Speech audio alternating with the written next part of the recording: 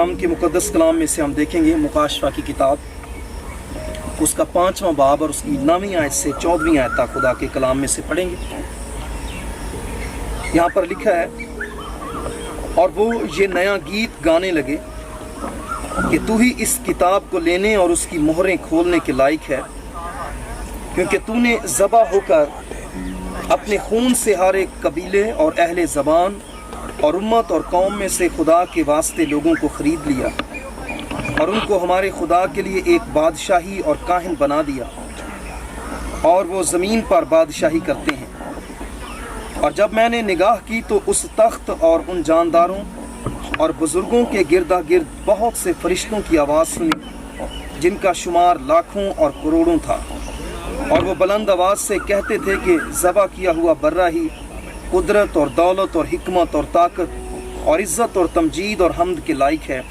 फिर मैंने आसमान और ज़मीन के नीचे की और समुंदर की सब मखलूक़ात को, यानी सब चीज़ों को जो उनमें हैं, ये कहते सुना कि जो तख्त पर बैठा है उसकी और बर्रे की हम्द और इज़्ज़त और तमजीद और सल्तनत अब्दुल आबाद रहे। और चारों जानदारों ने आमीन कहा और बुज़ुर्गों ने गिर कर सजदा किया। खुदावंद के मुक़द्दस कलाम का पढ़ा और सुना जाना हम सब के लिए बाइस से बरकत है। आमीन। तो अज़ीज़ों, खुदावंद की शुक्रगुज़ारी करते हैं कि खुदावंद हमारी ज़िंदगी में ऐसे मौक़े फ़राहम करता है कि जब हम उसके कलाम को सुन सकें, सीख सकें, और खुदा अपने कलाम के वसीले से हमारी रहनुमाई करता है और हमें तंबीह करता है, हमें सिखाता है, हमारी तरबियत करता है। तो जितने भी लोग कभी भी जब उनको खुदा का कलाम सुनने का मौका मिलता है, तो आप इस बात को याद रखें कि खुदा आपसे प्यार करता है, खुदा यीशु आपसे प्यार करता है, क्योंकि मुकाशफा ही की किताब में हम पढ़ते हैं कि मैं जिन जिन को अजीज़ रखता हूँ उनको मलामत और तंबीह करता हूँ। यानी वो सबको तंबीह और मलामत नहीं करता, और खुदा अपने कलाम के वसीले से हमें मलामत और तंबीह करता है। सो जितने भी खुदा के कलाम को सुनने वाले हैं, खुदा उन सब से प्यार करता है। और आप जितने भी इस वक्त बहन भाई हमें देख रहे हैं, आप सब से भी खुदावंद बहुत ज़्यादा प्यार करता है। तो अज़ीज़ों, आज हम खुदा के कलाम में से जो बाबरकत बात सीखेंगे वो है खुदा के बर्रे की अज़मत व जलाल, the greatness and glory of the lamb of God. तो जब हम बनी इसराइल की मजहबी ज़िंदगी पर गौर करते हैं, तो उनको जो शरीयत दी गई उसमें उनको बहुत सारी कुर्बानियाँ देने का हुक्म दिया गया, जिसमें उनका जो कौमी कफ़ारे का दिन है उस पर जो बकरा पूरी कौम के कफ़ारे के लिए ज़बा किया जाता था उसकी, और फिर फसा के बर्रे की हमें ख़ास अहमियत नज़र आती है। तो ये जो कुर्बानियाँ थीं वो बनी इसराइल में गुनाहों की माफ़ी के लिए और खुदा की खुशनुदी और उसकी आज़ादी पाने के लिए ज़बा किए जाते थे। और इन कुर्बानियों का इनकाद उन कुर्बानी चढ़ाने वालों को हर साल करना पड़ता था, और इनसे जो हासिल होने वाले फ़वाइद व बरक़ात थीं वो भी महदूद मुद्दत के लिए होती थीं, आर्जी नौयत की होती थीं। तो खुदा ने गो खुद ही इन कुर्बानियों का हुक्म दिया, लेकिन खुदा का असल मकसद बनी इसराइल को और सारी दुनिया को असल और हकीकी और कामिल कुर्बानी के लिए तैयार करना था। बिलाखिर खुदा ने अपने असल मंसूबा नजात को उसने जाहिर किया जब उसने अपने इकलौते बेटे हमारे खुदावंद यीशु मसीह को भेजा, जो यूहन्ना इस्तबागी की गवाही के मुताबिक खुदा का बर्रा है। हालेलुया। सो आज हम खुदा के बर्रे की अजमत और उसके जलाल के बारे में सीखेंगे कि वो किस तरह से दूसरे तमाम जो बर्रे हैं, जो बकरे हैं और जो कुर्बानियाँ हैं, उनसे किस तरह से वो आला है, अरफा है और बालातर है। खुदा के बर्रे की अज़मत व जलाल की खुसूसियात को हम पहले देखेंगे कि किस तरह से वो दीगर जो कुर्बानियाँ चढ़ाई जाती हैं, दीगर जो कफ़ारे के लिए इंसान कोशिश करते हैं, उनसे किस तरह से उसका जो कफ़ारा है, उसकी जो कुर्बानी है, और वो खुद उनसे किस तरह से बढ़कर है, बालातर है। इसमें पहली बात कि खुदा का बर्रा वो है जो खुदा का बर्रा है। यही सबसे इसकी बड़ी बात है कि वो ऐसा बर्रा है जो इंसान का बर्रा नहीं, यानी वो ऐसा बर्रा नहीं जिसको इंसानों ने दिया। इंसान जो बर्रे पेश करते थे वो अपने वसाइल में से पेश करते थे, लेकिन खुदा के बर्रे की अज़मत और जलाल ये है کہ وہ خدا کا برہ ہے، یعنی اس کو کسی انسان نے نہیں بلکہ اس کو خدا نے بھیجا اور اس کو خدا نے دیا ہے۔ انسان چونکہ خود بھی محدود ہے اور گو خدا نے اس کو تخلیقی کام کرنے کی حکمت دی ہے، لیکن اس کی تخلیقات جو ہیں، اس کی بنائی ہوئی چیزیں بھی وہ بھی محدود نوعیت کی ہوتی ہیں، اور خدا چونکہ خود کامل ہے اس لیے اس کی چیزیں، اس کی تخلیقات وہ بھی کامل ہیں، اور خاص طور پر جو اس نے برہ فراہم کیا ہے وہ برہ بھی وہ کامل ہے۔ ہاللیلویہ۔ اور دوسری بات خدا کے برے کی عظمت و جلال یہ ہے کہ خدا کا برہ ازلی ہے۔ ازلی کا مطلب ہوتا ہے جس کی نہ کوئی ابتدا ہے اور نہ جس کی کوئی انتہا ہے، یعنی وہ ہمیشہ سے ہمیشہ تک رہنے والا ہے۔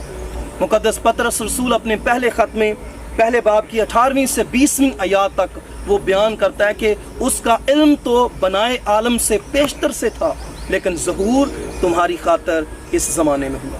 یعنی خدا کا برہ جو ہے وہ ازلی ہے، ازل سے ہی، یعنی جب اس دنیا کی، اس کائنات کی کوئی بنیاد بھی نہیں پڑی تھی تب سے خدا کا جو برہ ہے وہ موجود ہے، اور اس نے جو قربانی دی ہے وہ بھی اس نے ازلی روح کے وسیلے سے دی ہے۔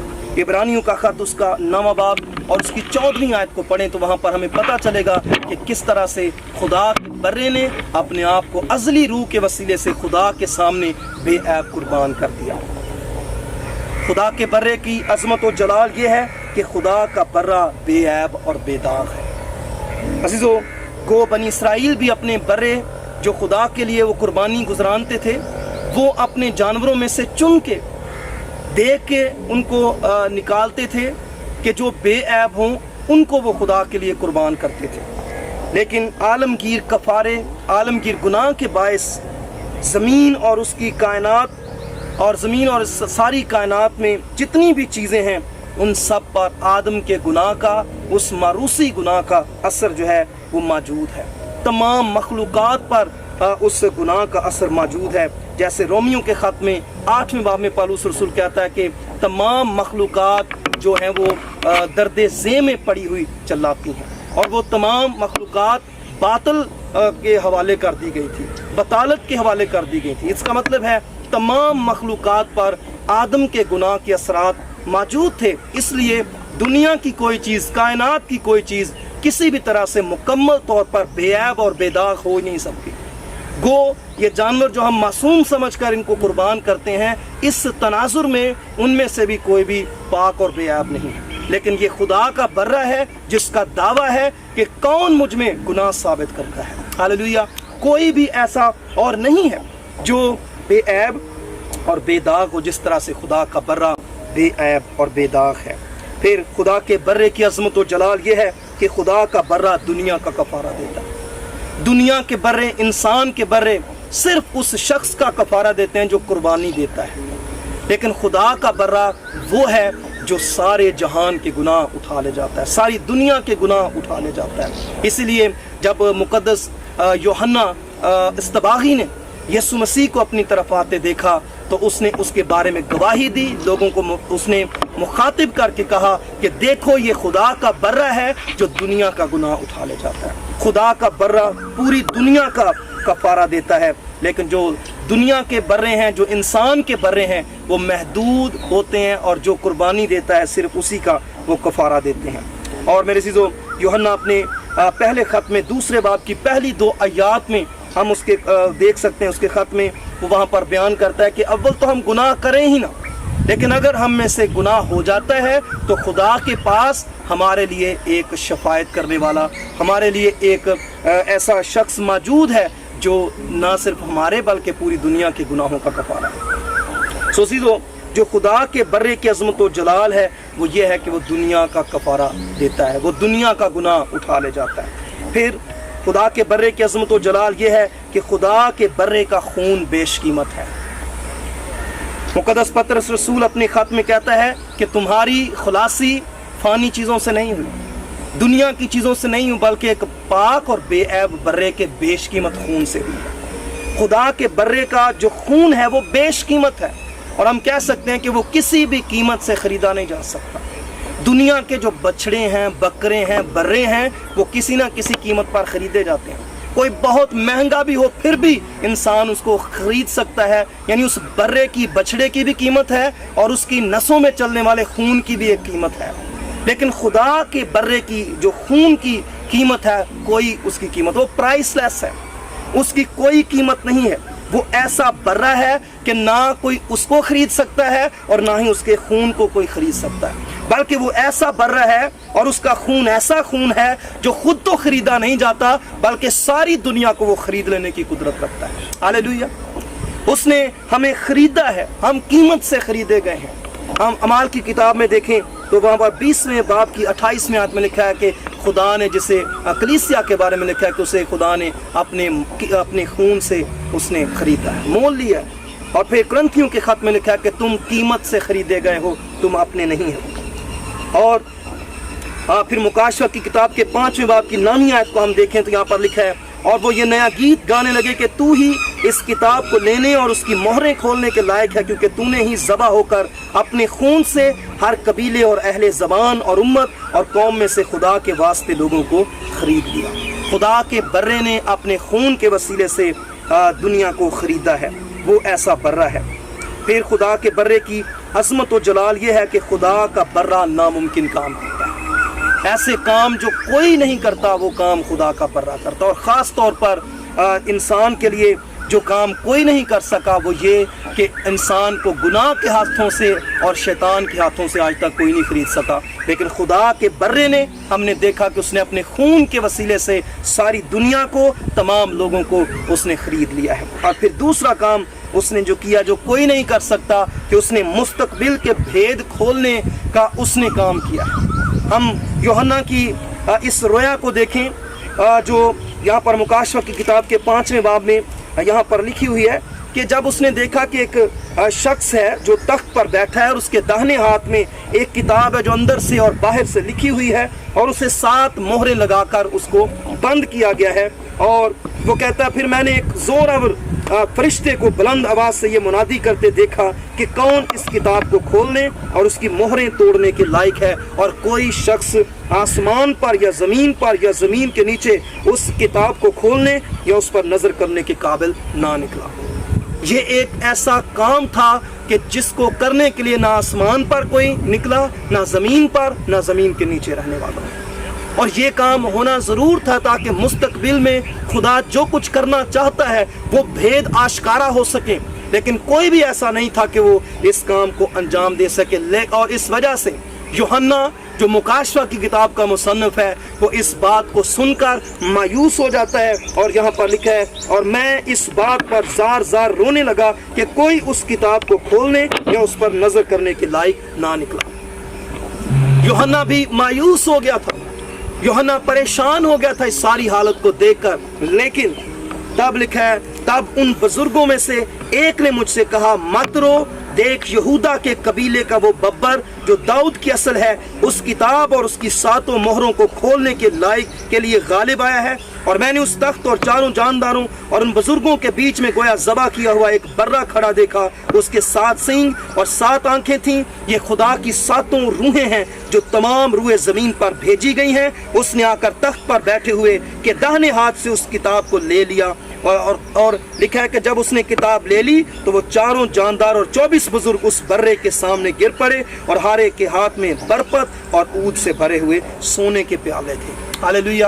یعنی جو کام کوئی نہیں کر سکتا تھا، نہ آسمان پر، نہ زمین پر، نہ زمین کے نیچے، بلکہ وہ مکمل طور پر کس نے کیا ہے؟ وہ خدا کے برے نے وہ کام کیا ہے۔ ہاللیلویہ۔ خدا کے برے کی عظمت و جلال یہ ہے کہ خدا کا برہ نئے یروشلیم کا مقدس ہے۔ کلام میں لکھا ہوا ہے کہ نئے یروشلیم میں مقدس کی ضرورت نہیں ہوگی، بلکہ خدا اور خدا کا برہ اس نئے یروشلیم کا مقدس ہوگا۔ اور پھر خدا کا برہ نئے یروشلیم کا چراغ ہے، کیونکہ لکھا ہے کہ وہاں پر سورج اور چاند کی روشنی کی وہاں پر ضرورت نہیں ہوگی، بلکہ خدا کا برہ نئے یروشلیم کا چراغ ہوگا۔ خدا کے برے کی عظمت و جلال یہ ہے کہ خدا کا برہ سجدے کے لائق ہے۔ سو میرے عزیزو، یہ ہے خدا کا برہ، یہ ہے اس کی خصوصیات، اس کے منفرد کام جو ہم نے یہاں پر دیکھے۔ سو میرے عزیزو، ہم جب خدا کے برے کی عظمت و جلال کو دیکھ چکے ہیں تو خدا کے برے کی عظمت و جلال ہم سے کیا تقاضا کرتی ہے؟ یہی کہ ہم اپنی نجات کے لیے درست اور کامل برے کا انتخاب کریں. ہم دنیا کے اور انسانوں کے جو طریقے ہیں ان کو استعمال نہ کریں، بلکہ خدا کے برے کو ہم منتخب کریں اپنی قربانی کے لیے، اپنے کفارے کے لیے. اور پھر ہم خدا کے برے پر ایمان لائیں اور اس کے پیچھے ہو لیں، جس طرح سے یوحنا کے شاگرد یوحنا اور اندریاس یسوع کو جو خدا کا برہ ہے دیکھ کر اس کے پیچھے ہو لیے. اور پھر ہم نے اس کی پرستش کرنی ہے. ہم نے یہاں پر پڑھا کہ آسمان پر 24 بزرگ، چاروں جاندار اور کروڑوں فرشتے خدا کے برے کی پرستش کرتے ہیں. سو ہم نے بھی خدا کے برے کی پرستش کرنی ہے. اور چوتھی بات جو ہم سے تقاضا کرتی ہے کہ ہم اس کی دلہن کے طور پر خود کو تیار کریں.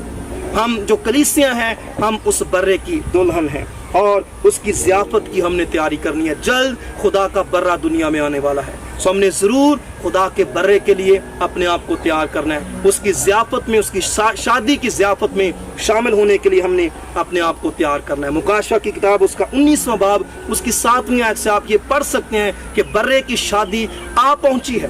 اور اس کا مطلب ہے کہ یسوع مسیح کی آمد جو خدا کا برہ ہے نزدیک ہے. سو میرے عزیزو، ہمیں اس اخیر زمانے میں اس بات کو سمجھنا ہے اور ہم نے جو انسان کے نکالے ہوئے طریقے ہیں نجات کے، ان کے پیچھے جانے کی بجائے خدا کے نکالے ہوئے طریقے اور خدا کے پیدا کیے ہوئے وسائل اور خدا کے کھولے ہوئے دروازے کی طرف رجوع کرنے کی ضرورت ہے. خداوند اس کلام کے وسیلے سے ہم سب کو برکت اور فضل بخشے.